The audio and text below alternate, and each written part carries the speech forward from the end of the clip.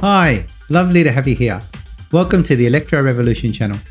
My name is Michael and I'm a car and tech enthusiast. In these series of episodes, we're going through a full review of the BYD Atto 2. Now we have finished 3 parts to this series, that's 3 episodes. Episode 1 essentially covered the vehicle and its comparisons to its competitors like the Kia EV3 and the Hyundai Kona Electric. Episode 2 covered the interior of the vehicle and a couple of other things like storage space and stuff. And episode 3 covered the external of the vehicle, like the wheels, the LED lights and the back and various things like that. And of course, we fit a lot of other things in there. In this particular episode, we're going to cover quite a bit, and that's primarily dedicated to the safety features of the vehicle, other things like the E-platform, the cell-to-body configuration. We will cover a lot of things in this next 15 or 16 minutes. So I really hope you've enjoyed this series. This will be the final of the episodes. So I really hope you enjoy this final episode. Range and charging times. Now, the battery range and the charging breakdown. Let's go through that. Let's now crack open the BYD Atto 2's power source. Now, what we know is something that's exclusive to Australia is a 51.13 kilowatt LFP Blade Battery. Let's see just how far that can take us and how fast it is to charge. Now, why do I say that's exclusive to Australia? Because in overseas markets, they run on 32 kilowatt batteries and 45.1 kilowatt batteries that are on offer, and the packs that are on offer in the Atto 2s overseas. So the overseas models, they hit a WLTP range of 312 kilometers on those smaller packs. Yet BYD claims up to 401 kilometers on the gentler CLTC cycle. So exactly on the WLTP range, it's still to be confirmed in Australia, but we can expect north up of 350 kilometers in real world once local testing is done. Now we've got a lot of distance to travel in Australia, especially if you're going interstate or even up the coast, up north or south coast. So distance does matter. So I'm glad BYD have opted for even a larger battery in our particular version of the that are soon to be released in Australia. So for the charging speeds, what we see under the DC fast charging mode is they've given us a reading of 30 to 80% in 28 minutes, and that's up to a 65 kilowatt charging. Now, I've got my own personal opinions on that, but number one, we really should be getting a figure of 20 to 80%. So hopefully when it does come to Australia, and some people have tested that from 20 to 80%, we can have a better reading, because that's kind of more standard with other vehicles that present their figures in this range. Now, that is on the slower end for the DC charging, and I've given comments earlier about that, and that's my personal opinion. But with a smaller battery pack, it doesn't matter so much. But now we're getting the 51 kilowatt battery pack. It does make a little bit more dependence on that 65 kilowatt. It would be ideal if it was a little bit faster. Nevertheless, what we do have for the AC charging time, and that's for the people that have those wall boxes. I have spoken about that in previous videos. I'll pop one up on the screen now. With the AC home charging facility, it does come at 11 kilowatts. That's, to me, is actually exceptional from BYD, because I know with the BYD Atto 3 I've got, the 2023 model, it has 7 kilowatt charging, AC charging. With the BYD Seal Premium, a 2024 model, I got it in December 2024, it also comes with a 7 kilowatt AC charging. I think 11 kilowatt at the very minimum should be the standard these days. And of course, you can go up to 22 kilowatts in Australia.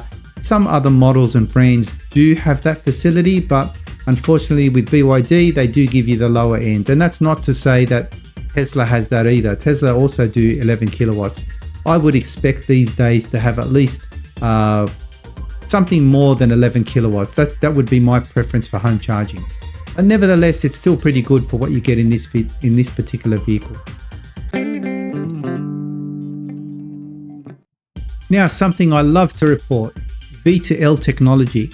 I think every car should come with this stuff, especially when you're buying an EV. And I know the latest Teslas now support them. I always question Tesla why they didn't include this in older models.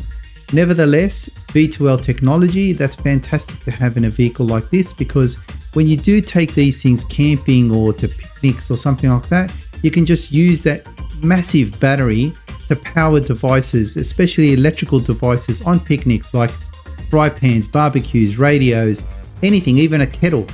That to me is a fantastic feature to include in the car, and that's included in the Atto 2. So bonus points for BYD for doing that. So that covers essentially the 51 kilowatt battery that we get and the V2L facility that we get with the Atto 2. And of course, the range will be confirmed when it does actually hit Australian shores and it can be properly tested. But again, we can expect quite a good range out of such a compact SUV. Again, to end this part, what do you think of this? Leave your comments below. I would love to hear them. Now we move on to safety features. These are the things that have you covered. From the airbags to cutting edge tech, let's try and dive into this and break it down. So first things first, the Atto 2 does come with 6 airbags, front, side and curtain, to keep you and your passengers safe in the unlikely event of a crash. What BYD seem to be trying to do here is for a compact SUV to try and get a 5-star NCAP rating, which is remarkable for a compact SUV, but let's hope they achieve it through some of these safety features. We are still waiting on the official score of these crash tests, but so far, from the looks of things, it is promising to get a 5-star rating. Now let's look at the tech. BYD have promised a full suite of advanced driver assistance system, the ADAS, for the Atto 2. While the final specs of the Aussie version are still coming out, what we can expect is a lineup which includes autonomous emergency braking. That's the AEB feature, and that helps avoid collisions. We get also, hopefully, the adaptive cruise control, and that's essentially for stress-free driving on long drives and highways. We also get the lane keep assist, and of course that's to nudge you back if you do drift off the lane. And we get blind spot monitoring, and that's to catch those sneaky cars in your blind spots that you can't usually see.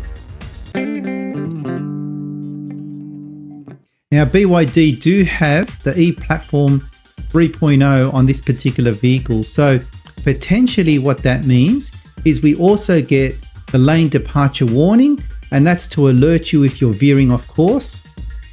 Potentially also get the rear cross traffic alert, and that's for safety reversing in busy parking lots. The traffic sign recognition, and I love using that particular feature, and I hope to one day do a video on that particular feature in the BYDs, because I've actually seen no videos on this for BYDs anywhere on YouTube and anywhere in the world. So I have figured things out and I'd love to share them. Nevertheless, back to the point, and that's to keep you posted on speed limits and road signs. And we also potentially get the Electronic Stability Program, ESP, and that gives you extra grip on the road for trickier conditions. Lastly, the ISOFIX anchors, ISOFIX anchors, and that's for secure child seat installation, and that's perfect for the families that want to have the small kids tied safely into the vehicle. Now I also want to add, the Atto 2 isn't just about the tech, it's also got a tough body because it's built with the cell to body structure. What that essentially means is it integrates the Blade battery into the chassis, so that essentially gives the structure of the vehicle, especially on side collisions, much more rigidness and much more safety in those types of side collisions.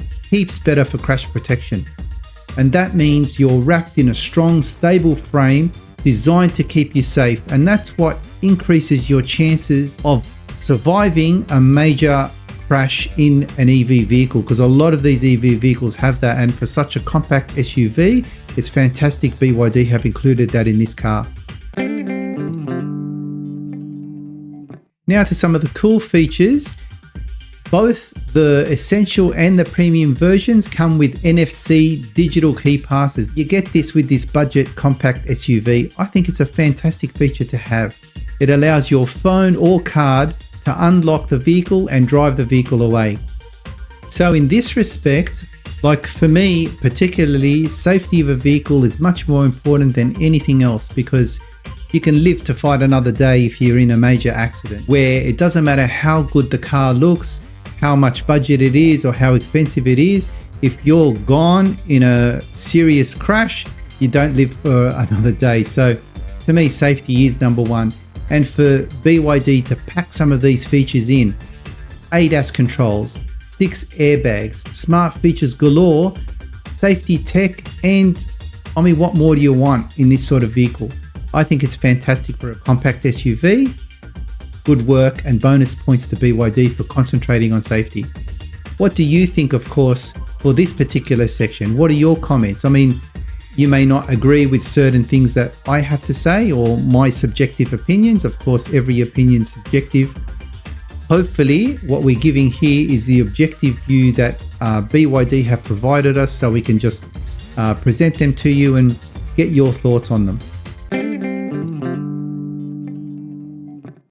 So now we're nearing the summing up of the Atto 2 vehicle. Let's quickly give an overview. Number one, the engine is a single electric motor, front wheel drive. The battery pack, a 51.13 kilowatt battery. The driving range, yet to be confirmed, but it's likely upwards of 312 kilometers on the WLTP range. The power, 130 kilowatts. The torque, 290 nanometers. And the transmission, of course, single speed. Generally speaking, the likes on this vehicle is it'll come at a very attractive price point for Australians. It's got great interior tech and a great interior, upmarket finishes, which isn't what you would fully expect in a vehicle of this range. And the dislikes, well, for the people that like a larger driving range, or they want to start taking this type of vehicle interstate, it won't have that range. Because, you know, when they tell you 312 kilometers WLTP range or 350 kilometers, something like that, you'll never get that range in real world driving. It's usually about 20% under. So a car like this would be ideal for inner city, suburbs, that type of thing, but not really for the longer drive. So that has to be one of the dislikes or the disadvantages of the vehicle. The other one is, I guess, the limited fast charging rate for a DC. As we've mentioned, it does have a great AC charging range for home, and for someone like me, if I'm using a vehicle like this, that won't bother me at all, because I do have the BYD seal for that longer, huge range. It's a long distance vehicle. But for this particular vehicle, it wouldn't bother me so much. But for people that do need to charge this every single day to go up and back from work and stuff, it would suit, but it would need a charge every single day in the garage. So for that case, 11 kilowatt charging is fantastic, but for those that have the longer trips, the DC charging is quite slow at 65 kilowatt DC level. So I hope I've covered this in quite enough detail that you as a recipient or a video viewer can look at a vehicle like this and actually say, well, maybe if I'm in the market for something else right at this point, I might wait another month or another 3 weeks or another 2 months by the time this particular vehicle goes into pre-order, or the ability to order online, or have some vehicles I can test drive. So I hope this has given you enough information, and for the requester, I hope you've enjoyed this particular video as you've requested it. And you know, for me, it might be a compelling offering. I do have to test drive, and I know some people don't, but I particularly do. I have to test drive the vehicle before I make a decision. And I am looking, as I've mentioned in previous videos, looking at getting rid of that last ICE vehicle I've got, which is the third vehicle in my family, and looking at getting a full battery EV. And whether it's going to be this vehicle or possibly the next one, as I've given another video on, likely a cheaper one that's going to come into Australia at the 25k mark next year. If you haven't seen that video, I'll put it up onto the screen so you can even consider that one if you want to wait for something even more cheaper. But nevertheless, this might be the compelling thing for me, but I will be able to make the decision once I test drive it. So overall, I hope you enjoyed this video. What do you think of this particular vehicle? Is it something you'd like to wait for or to purchase? Or give us your opinions, what you like and dislike. Just leave a comment below. Nevertheless, if you enjoyed this video, please give us a like, subscribe to the channel, share this content with someone who'd be interested, or just leave a comment. It really all helps. Until the next video or until the next series, I hope to see you then. Bye for now.